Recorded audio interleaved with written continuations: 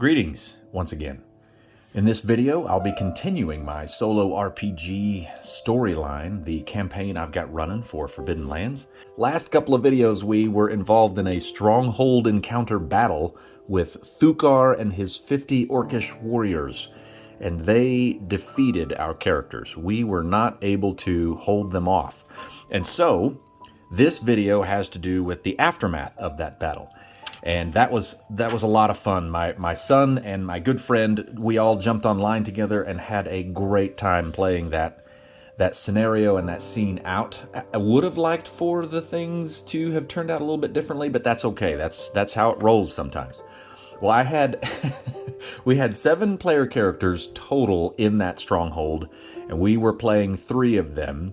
Jarren Telmore, one of our characters, was captured. He was broken in, I guess he faced off against 2 orcs at one point during the battle, and he was broken, and we lost sight of him and were unable to recover him. So this video has to do with the next steps and what has occurred, and the story continues. What do our characters do? So let's get into it a little bit. What you're looking at here is a map that I drew, and it was intentionally not fully accurate. This would be a player's map. I think it would be fun to hand it to them and let them mark on it and make notes and that sort of thing. The paper I used it's kind of a craft style of making paper look old. You make tea or coffee. I usually do tea because the coffee would smell more. So I make a cup of tea, and then I take a regular 8.5 by 11 piece of paper and then just brush the tea all over it and let it dry, and then flatten it, and it becomes, it has this neat texture to it, and it kind of makes it old and rustic looking. And this map, I actually drew it on a regular 8.5 by 11 page and thought it might be a fun player's handout so they could know roughly where the arena forest was, or roughly where, this lake would be, that kind of thing. It's not entirely accurate. It seems like that would fit for the Forbidden Lands lore and history. A very valuable map would be one that was accurate. And I think most maps would probably not be very accurate. So, at any rate, that's what I did. So this one is the original, and then I took that one and scanned it in and printed it, stuck this paper in there and printed it off, and I think it turned out really well. This would be fun to hand to the players and let them take it and use it. And so I'll use this to show what has taken place. And if you remember, our stronghold was right about here. And the orcs, after they destroyed everything here and knocked all of our our functions down and just turned it into rubble, they took all the loot. They grabbed anything that they they saw as valuable, and then they left and went northwest back to their homeland. And in the books, there's a map that shows where the different races and where the different groups of gathered people would be. And the Roka clan orcs are mentioned right in this area of the arena forest. And I decided to put their main encampment just north of this mountain range, this mountain range in the middle of the arena forest. And so this player's map is good. Let's move it out of the way and get my worksheet map and look at it here. Okay, stronghold there, and then they had to travel northwest. And some of my notes, I don't know if you'd be able to see it, but I make notes on what day it is and what quarter day it is as you travel. And then you come to a river and you have to, succeed a survival skill to find a ford or figure out a way to cross it. And sometimes that can be a little bit of a pain if you are unable to cross a river in a timely manner. Anyway, so they ended up having to do all that, and they ended up here back at their home section on the 23rd of Springwain. So our characters, what happens with Jarren? What is the fate of our Elven Spring minstrel? So I contacted my son and I said, hey, let's get together online. We jumped in our little gilded channel and had a quick mini session to determine his fate. And so the way I did it was very similar to how I run most of my solo stuff. I just kind of wing it, and the D12 is kind of a big factor. When my boys were little, we loved rolling the D12 because it was kind of rare. And so that's the one that has become our luck roll dice. What's your fortune, 1 through 12? 12 is really good, 1 is really bad. And then you have a whole bunch of ranges and interpretations stuck in there in the middle. So I decided, let's see what happens with Jarren. Before my son and I got online, I set it up to where, Jarren was broken. He lost all of his strength, and he suffered a critical wound, and I think it was the severed tendon. And he required 11 days before he can heal completely from that injury. So he's in a bad shape. He's in a bad way right now. So he's out, and the initial contact with him was determined on a luck roll. I was like, okay. So the orcs show up, and they start messing with some of the injured after the battle had settled down. Our other characters had escaped and fled east. Jarren is there by himself. We were unable to see him and even know where he was to even attempt a rescue. So he's on his own. And I rolled to see the initial contact with the orcs sorting through the prisoners, and I rolled a 1. And that's the worst. So he was immediately dumped in the discard pile. Basically, the orcs are kind of thinking, all right, this one's not worth the trouble. We're just going to, execute these here in the discard pile. So then I was like, well, shoot, what's next? They're going to go through his pockets. They're going to check him for anything of value, like any occupying force would do to all of their dead or their prisoners. They're going to make sure they don't have any weapons and get attacked from behind, that kind of thing. Okay. As they're doing this, a couple of hours later, Jarren comes to. He wakes up. He's now conscious. He would have 1 strength at this point. Not healing any beyond that, still suffering from his critical injury, obviously. And he's now dealing with these orcs that are going through his pockets. And they find 1/7 of all of our characters' gold, silver, and copper. And that was actually quite a bit. So they struck it rich right there, which played into Jarren's favor. They also found all of Jarren's poison-tipped arrows.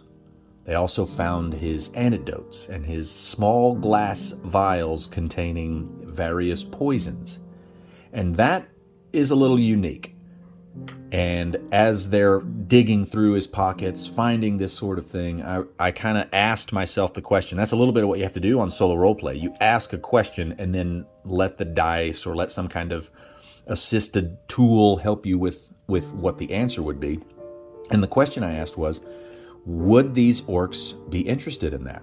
They're certainly interested in all of that money they just found. But poisons and antidotes, this is a warrior clan, of orcs. Are they going to just toss that aside? Or would someone be very interested in this? And so I rolled another D12 and I rolled an 8. Now that wasn't so good that it would answer some kind of extreme yes, like it wouldn't be, not only are they interested, but they're talking, Jarren is right now talking with one of the main poison and antidote or, leaders or, some kind of enthusiast when it comes to poisons. That's not an 8. 8 wouldn't get me that. Maybe 12. But I went with, okay, they're intrigued. They see something a little more valuable than some farmer or miner or other hireling, right? So that gave Jarren a window, a chance to talk, which is a minstrel's, that's their thing. They're going to be able to chat with anyone. That's kind of how they're built. And Jarren is certainly he's not the exception there. He's going to be able to talk well. He has good empathy. He's got good manipulation. And so that's when I jumped online with my son and said, okay, I set all that up to him. I let him know how it was. And we talked about his dice pool. And I think he has 5 empathy for Jarren, and he has 2 manipulation, right? And then we decided, well, would there be a gear dice here? Potentially for all that loot they found and the poisons. And we decided on 1. We thought, that's a lot of money. That's some interesting stuff. That's worth 1. Not worth 2. Just 1. And so my son rolled, and he got 3 successes, and it was an opposed roll, which meant The orc that was assigned to go kill all the people that needed to be killed, his insight or wits was a 2, and he rolled and did not get any successes. And so Jarren, with 3 successes, was able to talk his way into not getting executed. And I thought that was kind of cool. We laid it out there. We gave him a chance, and he succeeded. So Jarren is dumped in front of Thukar, and they show Thukar, hey, this is what this guy's carrying. All this money. He's got these poisons. He's got these antidotes. He might be something that we would want to keep as a resource back home. And so Thukar says, sure. So off they go. They head west. But before that occurred, our characters, let's zoom back over to our other 6 PCs, the ones that did escape. We fled east 1 hex and decided, okay, what are we going to do now? Are we going to go after Jarren? I mean, he's our friend. He's my son's player character. We want to go get him. But there's 30 orcs still alive, and there's only 6 of us, and that ain't going to work. And so we decided that we were going to track them and gain information, gain intelligence on these orcs, figure out where are they going, where are they going to land, what has even happened with Jarren. At that point, the 6 characters, they saw him being carried over some orc's shoulder. That's what we determined in the last video. And so we know that he was carried, but we still didn't know for certain that he was alive.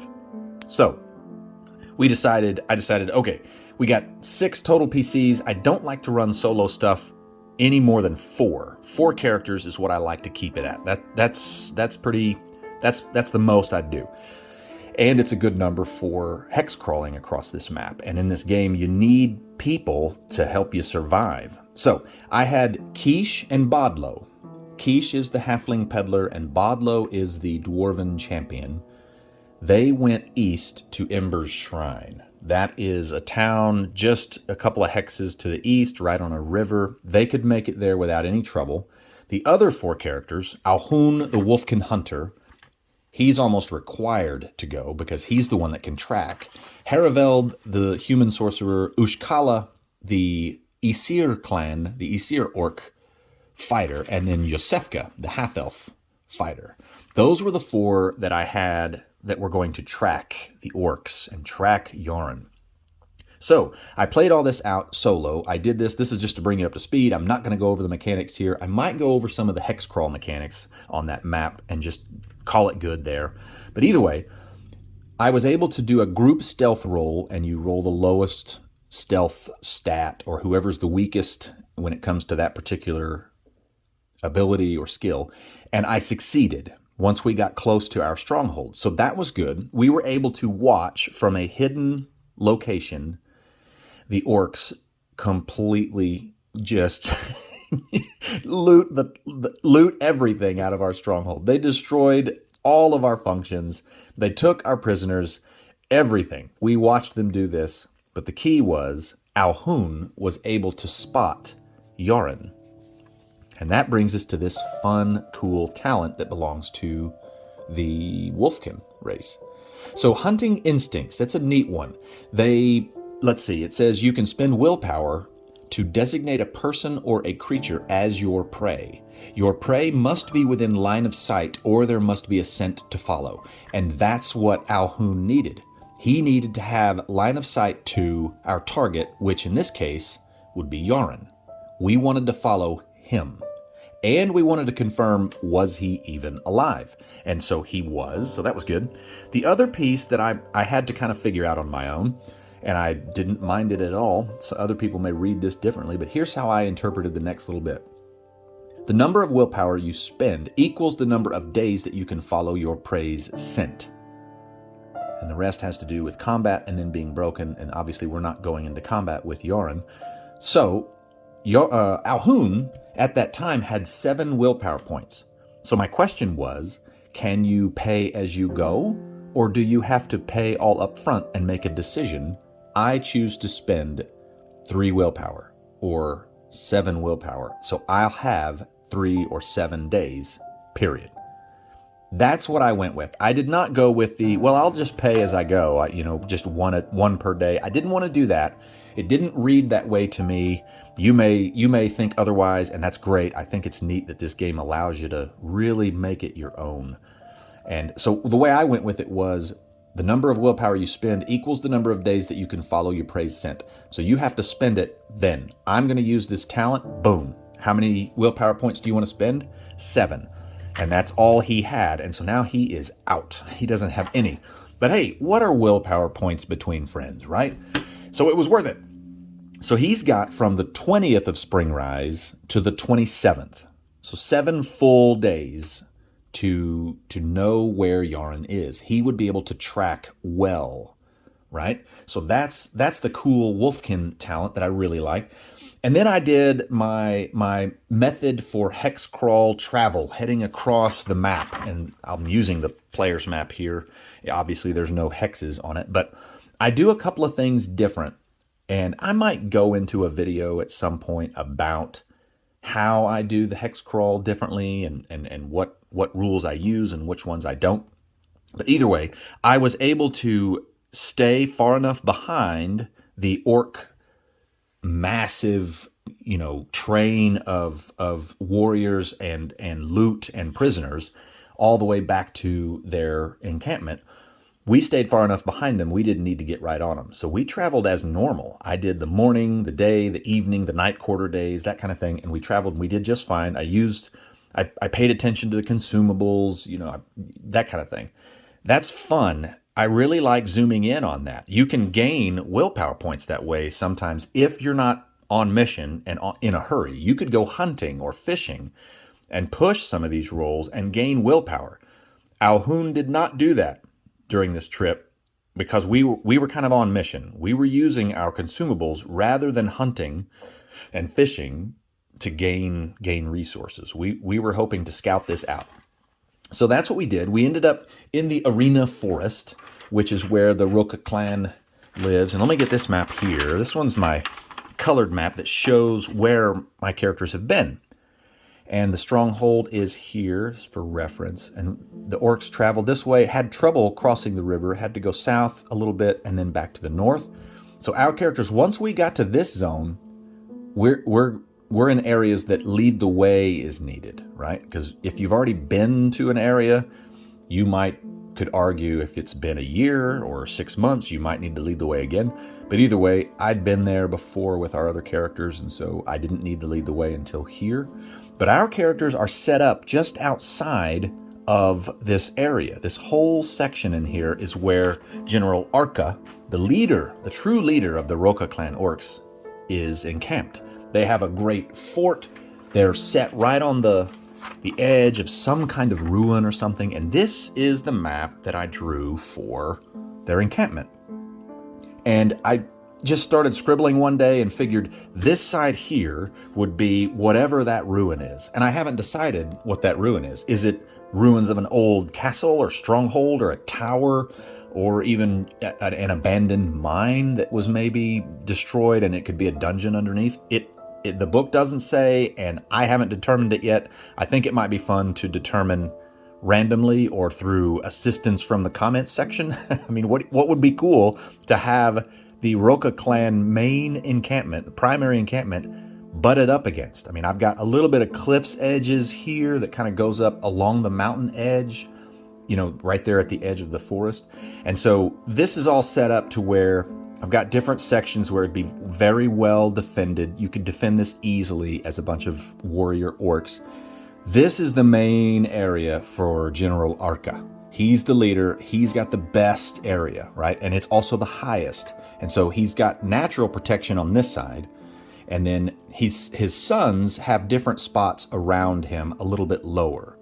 And I determined that the book mentions several of his sons are competing with one another to gain either favor or potentially take his place when Arka dies or passes on because he's old. But Thukar is one of those sons, and I figured Thukar's spot would be here, right? And then maybe another rival son would be here. Or maybe that's one and that's one. And so Thukar's got a big area. This is a smaller area. So either way, that's kind of how I envisioned it and set it up. And our characters, Alhun specifically, is set to watch and spy and scout and gain information on what happened to Jarren. We know that he's alive. We know that they brought him here. And here's where we're at. So I also had a combat encounter set for, a planned one. Not a random one, but a planned one for our characters, because we are in Roka clan territory. We are in an area where they would be patrolling all of the time, hunting all of the time, and it seems likely that our characters would come across them. But either way, we've got options here. As Alhun is spying, he's trying to determine what has happened to Jarren. Did Thukar keep Jarren for himself as a poison or antidote resource? He would force Jarren to create poisons. He would force Jarren to create antidotes. He would force Jarren to do that kind of thing, and then Thukar could use that in his own workings, in his own efforts to one-up his brothers, right? So that's one option. Second option is, does Thukar present Jarren, along with maybe another couple of slaves or whatever, to his father, General Orca? I mean, that would be a pretty good gift, especially if Thukar notices the value of Jarren. I mean, if Jarren has high value and Thukar walks up to his dad and says, look what I brought, you can have this guy. He's good at poisons and antidotes and that sort of thing. Would that be something? So that's option 2. And the third option that I went with, just kind of what would happen, is does Thukar completely overlook Jarren and his talents and dump him in the mine with all of the other general population slaves? Forced labor. That's an option. I don't know that Thukar is going to take notes about a lot. He might forget by the time he got all the way back here as to why did we keep this injured dude? That might be something that would happen. So I wasn't sure how to determine what would happen other than let's roll for it and figure it out. So let's do this. 1-2, Thukar keeps him for himself. He knows Jarren's value and wants to somehow use Jarren's abilities to make his own place stronger, solidify his efforts as one of the more powerful brothers. Number 3-4 would be Thukar presents Jarren to his father as that valuable resource. Hey, Dad, you can use this guy to create all kinds of cool poisons and antidotes. So that's options 3 and 4 if I roll it. The last one, 5-6, is does Thukar forget about his value and dump him in the mine? Okay, so here we go. This is the fate. This is the fate of Jarren. Where is he? 4. That is the middle one. Thukar presents Jarren to General Orca as a valuable individual that can deal with poisons and antidotes. And General Orca now has Jarren directly under his control. He is a direct prisoner and slave of the leader of the Roka clan Orcs. And that's where Jarren is. And our characters, because of Alhun and his abilities, he knows at least, man, he's not in the area where the regular prisoners are. I can see our old farmer. I can see our old miners and quarry workers. He's not among them. But I did see him way up on that top deal, the top staircase that led up to the main area. I saw him go up there. And that's what our characters know. So that's kind of fun. I think that's cool. I'll make a note real quick. Well, shoot, I won't forget. But yeah, that's neat. So my next couple of questions is does Jarren meet any other rather interesting NPC prisoners here? Does he meet other slaves? And there's lots of potential to just let this story continue to unfold. So our characters, we've got some decisions to make, and what are we going to do? How are we going to play this? I was looking at a couple of options in regards to what plans our characters might come up with to try and rescue Jarren. And I've got a few, and I'd like also to see if you've got ideas. If you have an idea, this sounds cool, do this. So dump that in the comments and let's go with it. I had one comment a while back in the portal spell video. One of the comments was awesome. It said something like, what if the demon was able to sneak back into the Forbidden Lands and your characters didn't know about it? It said something like that, and I hadn't even thought of that. And I was like, that's good, I'm using that. So the demon hasn't come back into play yet into the story, but boy, that was a good one. He's in the world. He is definitely going to be a problem in the future for our characters if we end up back over in that area again. So that's cool. I love that comment, and I'd love comments on this too. So let me get you started here with what our characters' options are as far as I can tell at this point. Number one, let's lean on Ushkala. She is an Isir clan orc, so she would know things about the Roka clan. What would she know? Could she act as a Viraga, one of the female orcs that kind of they really run quite a bit in the orc community? Could she try to pose as one of them and enter and somehow gain info or maybe sneak him out? That would be very difficult now that we know that General Arca himself has Jarren up near his area. But Ushkala certainly would be able to provide some info on the Roka orcs. They're very militaristic. Isir are known for being kind of wild, and they hate everyone. They have a hard time getting along with other orcs even. The Rokas are much more stable as opposed to the Isir. And so she might be able to help in that regard. So that's an option. I don't know that she could pull it off very well because she was just involved in a fight against all these people, or at least 30 of them. 30 of these orcs fought against her 4 days ago. So that might be a problem. Number two, Alhun could stay hidden for a very long time. Resources and random encounters might be the problem, but Alhun could stay hidden and gain intel. I mean, what kind of intel can you gain by sitting and watching a particular group of people for days and days? That's an option. Play the long game, play it slow. A third option might be, now this would be Haraveld, the Bind Soul spell, which, my goodness, that's a cool one. That one would be rough. I am not high enough rank in Blood Magic. Where is it? Blood Magic? Yeah, Bind Soul is a rank 3 spell. I am only rank 2 in Blood Path spells. So I would have to risk or chance cast that to take over the body of an orc. That would take several steps. Bind Soul operates very much like the old Magic Jar spell in Dungeons and Dragons, or it could anyway.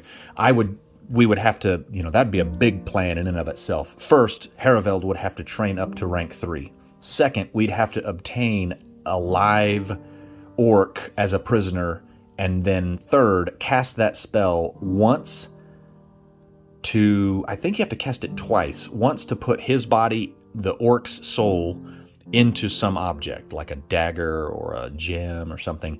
And then I'd have to cast it again to dump Haraveld's soul into the orc's body, and then take it over and go do things for a while, however long the spell lasts. So that's an option, but that's definitely going to take some time. Haraveld currently has 10, 11, 12, 14, 15 XP. I'd have to find a trainer or spend triple the talent cost to move Path of Blood Magic from rank 2 to rank 3. That's some time. My goodness. But that one would be a fun one. That one would be cool. And then, let's see, the last one, I haven't yet talked to my other 2 gamers that played and gotten their opinion yet. Hey, what do you guys think? What would you like to do? So they may have some really good ideas. It might be fun to do. And so I'll throw them in, I'll throw that towards them soon, as well as to you, the viewer. I really appreciate you watching and listening and commenting. It's so fun to engage with those that somehow find this stuff entertaining like I do.